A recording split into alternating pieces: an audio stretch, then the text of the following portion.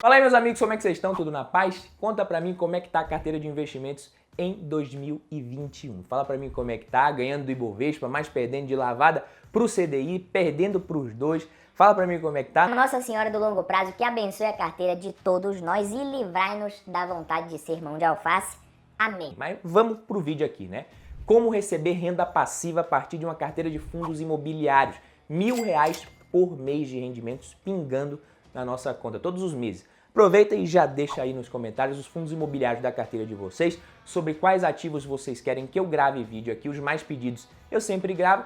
Esse foi um vídeo muito pedido depois que eu soltei o vídeo do MXRF11, eu fiz um vídeo aqui simulando qual seria o patrimônio necessário para receber R$1.000 por mês com fundos imobiliários, mas no vídeo eu usei apenas o MXRF na simulação. E hoje eu vou simular uma carteira com 10 fundos imobiliários de vários segmentos diferentes. Vamos ver qual seria o patrimônio necessário para se receber R$1.000 todos os meses de renda passiva. Lembrando que esse vídeo não é uma recomendação de investimentos, isso daqui não é uma carteira recomendada para você copiar e colar de forma alguma. A ideia é passar para vocês uma visão, né, de cada um dos fundos e do racional ao se montar uma carteira com fundos imobiliários com foco em renda passiva principalmente, que é o grande benefício que essa classe de ativos pode nos proporcionar. Por isso, se você tem interesse nesse tipo de conteúdo, eu peço que você dê uma moral aí deixando seu like nesse vídeo. Isso ajuda o vídeo a chegar em mais pessoas e me motiva demais a seguir produzindo conteúdos aqui. E considere também a possibilidade de se inscrever nesse humilde canal e ativar o sino das notificações para você receber vídeos novos sempre que a gente postar, que diferente dos rendimentos dos fundos imobiliários que são mensais, estão saindo praticamente todos os dias aqui, diariamente tem vídeo novo aqui no canal para você, beleza? Agora vamos lá. Muitos investidores acabam focando apenas nos fundos imobiliários que pagam mais rendimentos. Entra lá no site X, vê quais são os fundos que estão pagando o maior dividend yield, compra e acabou. Isso é um dos maiores erros que podem ser cometidos na tentativa de construção de um portfólio de fundos imobiliários. O foco deve ser na composição de uma boa carteira, escolhendo fundos que tenham consistência na distribuição de renda, olhar para a qualidade dos ativos, histórico da gestão. Se você é iniciante, está começando agora a montar uma carteira, evite fundos muito novos, com menos de 2, 3 anos de mercado. E o principal, né, no longo prazo, foque em acumular cada vez mais cotas e reinvestir os rendimentos sempre nos fundos que estiverem mais interessantes no momento. Não precisa obrigatoriamente reinvestir apenas no mesmo fundo imobiliário, né, que te pagou o rendimento, até porque, dependendo do patrimônio inicial, nenhum fundo vai te pagar mensalmente nem o equivalente ao valor de uma cota de R$100, por exemplo. Então o certo é pegar todos os rendimentos recebidos, mais o aporte periódico e investir no que for mais interessante no momento. Na nossa simulação aqui eu trouxe 10 fundos imobiliários, todos eles fazem parte da minha carteira pessoal. São 4 FIIs de papel e 6 de tijolo. Desses 6 são 2 de logística, 2 de shopping e os outros 2 são de lajes corporativas e imóveis educacionais e de varejo respectivamente, beleza? No final eu vou colocar uma tabela com todos eles, a quantidade de cotas certinho, o patrimônio total necessário, beleza? Então não se preocupa, mas isso aqui não é uma regra também. Inclusive é perfeitamente normal ter mais de 10 fundos imobiliários na carteira, eu tenho. Não existe um número mágico em termos de diversificação, tá? Não se apegue a isso. Mesmo começando com 1 ou 2 fundos imobiliários ali, você vai aumentando gradativamente de acordo com a sua realidade. Claro que ter somente 1 ou 2 não é aconselhável, na minha opinião. É interessante pensar em um mínimo ali de 8 fundos imobiliários até o limite máximo, que vai depender do que cada investidor consegue acompanhar, pelo menos ali trimestralmente, semestralmente. Então defina a sua estratégia de forma individual, original e sabendo o que você está fazendo, beleza? E nada te impede de mudar isso no meio do caminho, caso você ache interessante. O primeiro FII da lista é MCCI11, um FII de papel, assim como os próximos 3 também. Pelo preço atual, ele deve pagar algo entre 12% e 12,5% de rendimento nos próximos 12 meses. A parcela do patrimônio alocada em CRIs, que são certificados de recebíveis imobiliários, é de cerca de 88% do portfólio do fundo, que é quase R$1 bilhão de patrimônio, né, com a taxa média de remuneração de inflação mais 6,6% e CDI mais 4,2%. Como eu disse, os FIIs de papel investem majoritariamente em CRIs, que são títulos de renda fixa lastreados, ou seja, com garantia em ativos imobiliários. É como emprestar dinheiro para financiar o mercado imobiliário e receber juros por isso. Como os CRIs não são ativos fáceis de se analisar e nem de fácil acesso para o pequeno investidor, é interessante investir neles através dos fundos imobiliários que têm uma equipe de gestão especializada para isso. E diferente do investimento em um imóvel diretamente para alugar ou dos fundos de tijolo, o FII de papel ele não tem vacância, que é a situação de um imóvel ou parte do portfólio de imóveis ali não estarem alugados e gerando renda, por exemplo. No CRIs o risco é de crédito mesmo, o risco de quem assumiu a obrigação não pagar. Por isso o yield desses fundos geralmente é maior e como os títulos são atrelados a algum índice de inflação, o investidor recebe isso nos próprios rendimentos, diferente dos FIIs de tijolo que tem um yield menor, mas o preço das cotas se valoriza no longo prazo com o tempo, não de forma imediata, mas ele se valoriza assim à medida que os imóveis também vão se valorizando e os aluguéis sendo reajustados, beleza? Como são 10 FIIs no total aqui, eu coloquei o equivalente a R$100 de renda mensal para cada um deles, para fechar os R$1.000.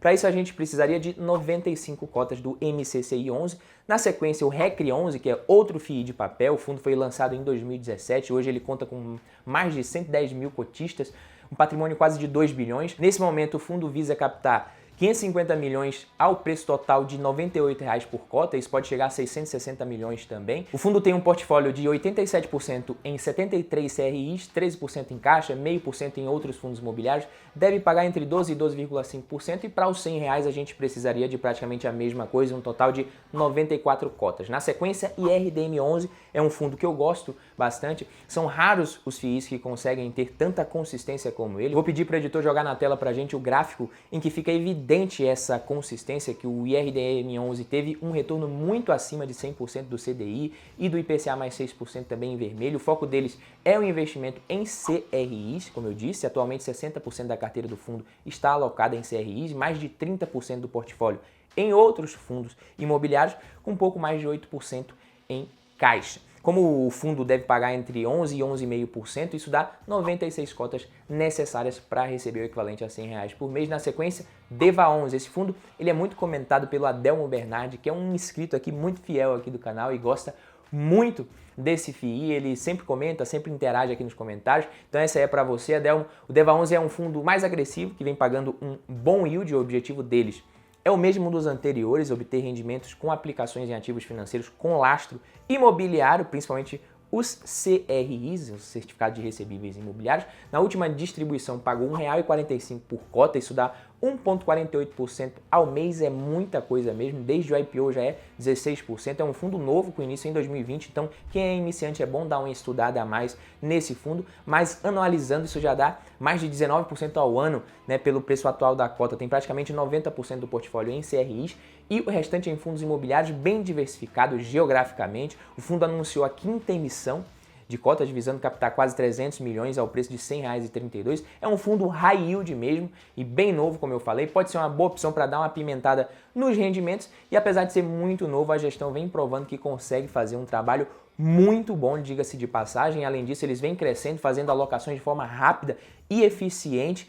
E como não tem almoço grátis, eu sempre falo, é um fundo que paga muito bem, mas traz um pouco mais de risco nos seus ativos. Por isso é interessante observar isso na hora de se investir num fundo como esse, principalmente na hora de avaliar qual que vai ser o percentual da sua carteira destinado a ele, né, pelo preço de hoje, que na minha opinião está interessante, PVP na casa de 1,04, né, para um FII de papel isso é ok, e com 60 cotas do DEVA11 a gente já consegue um rendimento de R$100 mensais aproximadamente. Agora vamos para os fundos de tijolo aqui, galera, tem vídeo de praticamente todos eles aqui no canal, no detalhe se você quiser conferir, então eu vou focar aqui mais nos dividendos e na quantidade de cotas necessárias para receber isso daí, para a gente não ficar muito longo aqui o vídeo também, né, e depois se vocês quiserem é só deixar um comentário aqui embaixo que eu faço um vídeo sobre qualquer um deles ou outro FII que vocês tenham interesse, beleza? Para começar com um fundo de logística muito bom aqui na minha opinião, o meu camisa 10 aqui no segmento, BTLG11, é um fundo administrado pelo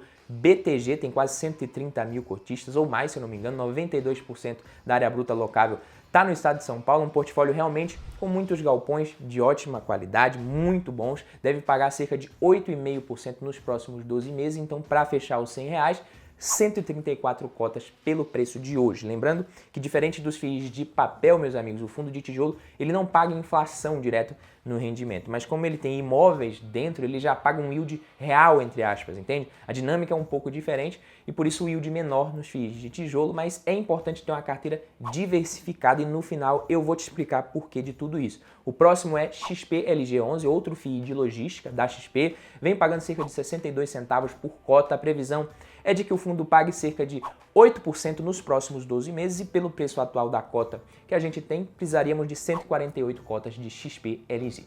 Agora, o primeiro fundo imobiliário de shopping aqui da lista, o MALL 11, MALL 11, né, por ser um fundo de shopping, ele vem pagando dividendos um pouco inconsistentes, né, o setor sofreu muito com a pandemia, a gente sabe disso, nos últimos 12 meses o yield foi de 6,8%, deve pagar por volta de 7,5% a 8% nos próximos 12 meses, se tudo correr bem, mas uma nova onda do vírus aí, com mais isolamento, poderia ser muito prejudicial. Mas historicamente, os FIIs de shopping pagaram mais do que isso e repassam a retomada da atividade econômica muito rápido no yield, considerando que o fundo deve pagar nos próximos 12 meses ali, a gente precisaria de 169 cotas. O próximo é o VISC 11, outro fundo imobiliário de shopping, aproximadamente o mesmo yield esperado do MALL 11 para os próximos 12 meses, então, como a cota é um pouquinho mais cara, a gente precisaria de 153 cotas para compor a nossa renda passiva de R$1.000 por mês. E agora, um fundo de lajes corporativas, PVBI 11, de tijolo também, obviamente, né?